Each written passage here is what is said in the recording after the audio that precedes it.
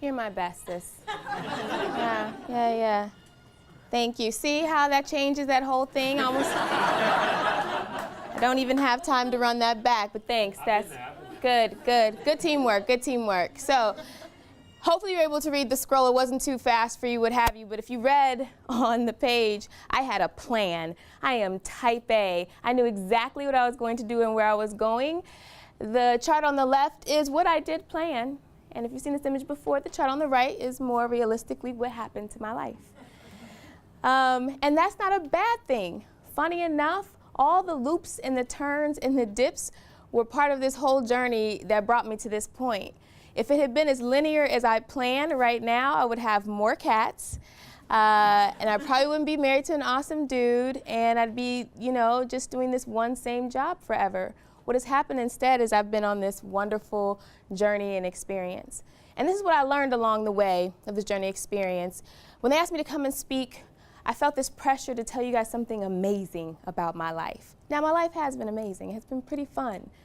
But what I realized is that if you had asked me that along the way, maybe 5 years ago or 10 years ago, it didn't seem so amazing. It just seems like I was working really hard at jobs and doing a lot of creative stuff and being really busy and having way too many cats, two's too many.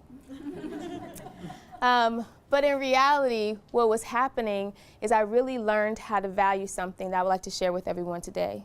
The students here in this room, that you might graduate or wherever you're at, where you're at in your school now and what year, what have you, the thoughts of the future and what you're going to do with your life may be knocking on the door, maybe every day. That grade and what grade you get and what internship you get, so important to life.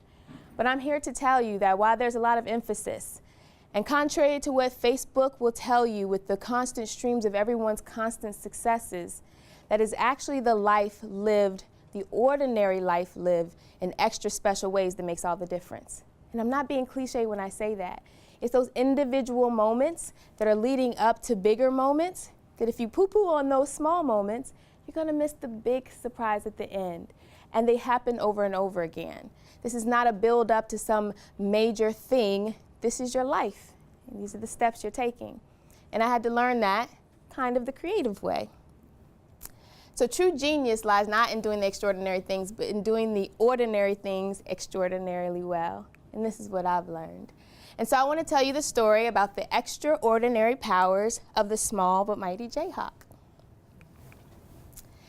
So, with the theme of superheroes, I'm going to be really honest with you. My favorite superhero is Katniss Everdeen from the Hunger Games. Even though we think about most superheroes like Spider-Man and Wonder Woman, they're great, they're awesome, they're cool, what have you. Real person, real fictional person, and she's awesome. Thanks for going there with me. The reason why I love Katniss so much is because she literally was living her everyday life. She loved her sister a lot. She was trying to make the best of District 12, doing her chores. She didn't think at the time that really having good skill with a bow and arrow meant much of anything. But that turned out to be really helpful later on in the movie, no? All right. One thing she represents for me is the one quality I've learned that is the extraordinary superpower of superhumans, people who are in touch with our humanity, and that is the willingness to take the leap in the first place. So I actually ended up doing a lot of different things after I graduated from KU, and I did something that one of my good friends called following the breadcrumbs. So I have a good friend, she's a very successful author and writer. She's written for Health magazine, she's penned autobiographies, she wrote a book about Venus and Serena, just very talented. And she said, Erica, I'll tell you, I'll be honest, I never marketed myself. That's not how I got my opportunities. It literally was showing up for the opportunities that were put in front of me. And I was like, you gotta be kidding me. Look, my whole job is marketing and promotions. You're hurting my feelings. She's like, no. She said, I follow the breadcrumbs. She said, that's not to say that I'm not on social media and I don't promote and share what I do, but that's not how the opportunities came. They came because I paid attention to the small details, and then I had to be willing to take the leap and the risk to go after those things. So for me, a whole bunch of little things showed up for me. I won't talk about each and every one of them in huge detail, but one of the breadcrumbs I followed coming literally straight out of high school here is my love for theater. And that was a breadcrumb that I picked up, and even though I didn't major in theater, I kept it in my pocket. And I loved writing, and so I kept that in my pocket. I followed that breadcrumb to my love and my passion for performance, and that turned into public speaking, and that was a breadcrumb. When I was here at the University of Kansas, I had a moment. I had a serious moment. I was a business major, a little bit creative inside, and I realized I was not happy where I was. I got to statistics and freaked out.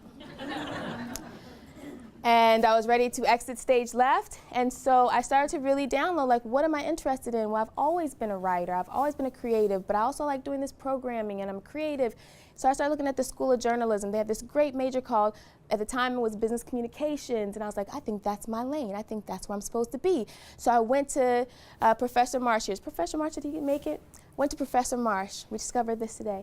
Yes, and I was like, I am ready to change my major. I'm making this big decision. I'm taking this leap. I need to be in journalism. He said, look, I'm gonna hand it to you real. I'm also, I don't know what you said, but I'm thinking. This sounds like you all those years ago. I'm gonna give it to you straight. If you do this, this is gonna add another year onto your education. You got to stay here another year. It's gonna take you 5 years to graduate. And I looked him in the eye, because this is how I think it went down. I looked him in the eye, and I said, let's do this, right? Taking that leap, I could have thought about all the other things to do, but the idea of being stuck in a place when I feel like I literally have the inner power to do something different, and it's scary. I'm not saying that I went into it and then go back to my dorm room and be like, I don't know what I did, right? And even editing class in this program made me rethink a few things, but I loved it, and it was a huge breadcrumb that I picked up. It literally changed the trajectory of my career, because everything I've done after that has involved some form of strategic communications. So some of these are the examples of that. I joined a collective of other artists once I moved to Philadelphia. We noticed that there was not a venue for people to really perform regularly. A lot of the venues we were used to performing at had shut down or ended or shifted or changed. We had some open mic venues that were cool, but no for live music and performance and comedians and all that good stuff. So we started The Harvest 7 years ago. And today it's Philly's largest open mic event, and that we've exposed emerging talent to the community and the community to emerging talent. Not to mention joining a great collective of creatives that we share resources and opportunities as well. Second, I worked, like she mentioned in my bio, for Campus Philly. So with a lot of these jobs, my role was actually doing a lot of promotion and marketing, strategic communications to the students who were in that program and to the arts and culture partners. So I think we started with 15 arts and culture partners, and we grew that to over 40 various size arts and culture partners, from the small to the medium to the big. It was really great. I did off the beaten path work and worked for a restaurant. Now, I showed my promotion stuff because I don't have the other stuff for the community outreach, but this restaurant actually does really great work in community outreach and community engagement. And I got this job following the breadcrumbs because of doing marketing, and a friend, while we're sitting on vacation at the beach, says, hey, I think you would be really good at doing this marketing job for this diner. And I'm like, a diner? Why would I want to work at the diner? Well, come to find out, when I got to work at this diner, it was really about community engagement and his work that he's doing there as well. Now, more recently, in addition to my program that I'm working with a program called the Corzo Center. And they specifically work with students who are arts majors at the University of the Arts, connecting them and teaching them entrepreneurial skills early on in their first year of school so they can really be successful in their careers. And last but not least, a new program started by Little Giant Media. I just joined their team as a facilitator for the Institute of Hip Hop, teaching folks who want to start their own businesses tenets that moguls have used to actually be successful in branding and expanding as well. All of these are examples of ways that I followed breadcrumbs. My resume was not required for many of them. It was being willing to take the risk and volunteering myself as tribute. One of my favorite quotes is by Martin Luther King, is the ultimate measure of a man is not where he stands in times of comfort and convenience, but where he stands in times of challenge and controversy. And so one of the skills is that a superhero has to be able to be undefeated by failure. I like the quote that Thomas Edison said, look, I didn't fail, I just found 10,000 ways it didn't work. Clever, I think that's clever. And my husband's boss says to him, hey, I like quick failures and long successes. But this is what I learned in terms of dealing with failure, because it will inevitably happen. I learned that there are 3 things I could do when I thought that maybe I was failing. I could shift, pivot, or exit. And instead of looking at it as I failed, my life is over, let me eat all this chocolate, I'll be back in a moment, it made me proactive. When you shift, you literally might have to move from the position you were on to do something completely different in a new way. When you pivot, you might keep yourself stationary. Maybe you're at the same company, but you need to do a different position and a different approach. In my sense, I didn't leave the University of Kansas, I shifted majors. I pivoted majors, right? So I stayed here and then I pivoted. And then yes, sometimes it is necessary to get out of there and to exit. But with the process, my father said, when you fail or you make mistakes, you have 3 things you can do. One, you acknowledge it. 2, you create a plan to fix it if possible. And 3, you create an ongoing plan so that it doesn't happen again, and if it does, at least not the same way. So superheroes, extraordinary superheroes, know how to deal with being undefeated by failure. And nobody suffered more than this dude, so if you haven't really went to Mordor and back yet, all is well. All right. One of the things I had to face when I started my organization was meeting failure almost immediately. I started an organization called Small But Mighty Arts because I was very passionate as a creative about creatives being able to have access to resources. I had this wonderful degree from KU, right? My strategic communications were tight. My promotion of my album was wonderful. My flyers were the best, great, but I still struggled with finding opportunities. And I couldn't understand why. Where were the resources? Where were the people to network with? And so with my soapbox speech in hand, my friend said, you should apply for this grant. I did. I applied for it. I got it. Great. You give me money. I'm going to give this money to artists in smaller amounts. I'm going to save the world. They like, go save the world. I started to look for grants to match this grant. Other foundations said, hey, we don't support organizations that re-grant to people. Other folks said, hey, you're not an official 501c3. You have a fiscal sponsor that's close. Not the same thing.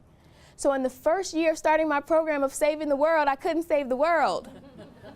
Why didn't anybody tell me that my idea was not going to work in this format? That really stinks, right? So it sent me back to the drawing board. What did I say? You had to shift, pivot, or you have to exit. I was like, look, I'm shifting. I'm going to figure it out. We went back to artists and we said, okay, look, let's just say, hypothetically speaking, we're not saying we're not going to give you money, but just say we're not going to give it to you right now. What else could we give you that's very helpful? And artists told us there's other things they needed. So they needed funding, of course. Small amounts are great because it's faster and quicker. They needed access to space. Where can we do these performances and it's affordable to do it? We need marketing exposure too. Who can help us market exposure? And who are these people that can give us these opportunities? I was like, aha. It did 2 things for us. It made us start thinking programmatically, which funders like, and partnerships were probably better off being able to do that, and it allowed us to better serve artists. So we created different programs that met that need. One was our Creative Genius Connector Salon. That was a networking salon that specifically was to match creatives with people in the arts field and leadership around a topic or a theme. This past month, we talked about finding your creative space. The month for that, we talked about art and social justice and activism, and we've had other themes. And we partnered with, I don't know if you've ever been to the Barnes Foundation, but it's a very amazing museum, just one of the best collections ever. And they partner with us because they want creatives in their space. So it was a partnership that also was mutually beneficial for our missions. We did another program where we did a creative strength swap where we matched artists with each other, teaching them how to barter. And then we took a step up the next year and taught them how to really build partnerships amongst each other as well as other organizations and businesses. I love my marketing. I love my marketing, my advertising, and so artists said they needed connection to resources. We put out a monthly resource newsletter that advertises call for artists, other grants and funding opportunities, events, and that goes out to more than 2,500 artists at the moment. And if anybody knows about stats, your readership and your open rates are probably around like 18-20%. We keep a constant 34 to 36% open and read rate, no matter how many people we add to the email list. So it's a resource that they need. And over to the left, you can see These are some of the artists that we funded actually this past season. We do it once a year. And all these artists use these funds, and they use them more immediately, we find, to go on to do wonderful things. So meeting with that immediate failure put me into a mode immediately of having to shift. And I'm here to tell you, as extraordinary superhumans, you'll be asked to do the same thing, and you can do it. Last but not least, most important, hands down, hashtag team goals. No man or woman or person is an island.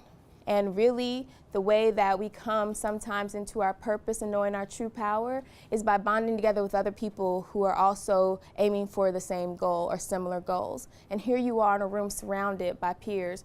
These are going to be your connections in the future, or they should be. Same thing with your professors. Somebody asked today in class, what can I be doing now to build my career? And I suggested a website that you can go to and connect and build meetups among people who have shared interests. And the time to do it is now. Like I said before, my resume is only just supporting what I've already told somebody that I can do. But it's been my relationships. It's been people who know what I do and believe in what I do, and vice versa, that we partner up. Every program that I do with my organization is done in partnership, whether that's with a community organization or another person. That's one of the reasons why we're small but mighty. We have to be nimble. But that has actually been a lesson for life. It's everything I do, I try to do it in partnership with someone else when we have shared mission and shared goals. And that has taken me a lot further. So I want to bring back home this point, because a lot of this is just talking about these breadcrumbs that I followed and the challenges along the way, but these are everyday things. These are not something big and magical and different. We need more people in the world, literally, that are highlighting the fact of being an everyday, ordinary person is pretty awesome as well. The work that you'll go into with communications and publicity, even though it's asking us to be big and public and front-facing, is also asking us to tell authentic, real stories about ourselves. It's also asking us to get in touch with what we really, really are passionate about in life. And that's difficult to do if we're trying to live so big and loud that we forget that the small steps along the way is what gets us there. So I asked this question in reverse. If we think about superheroes a little bit differently, what if I told you instead that Superman actually we thought about as being Clark Kent?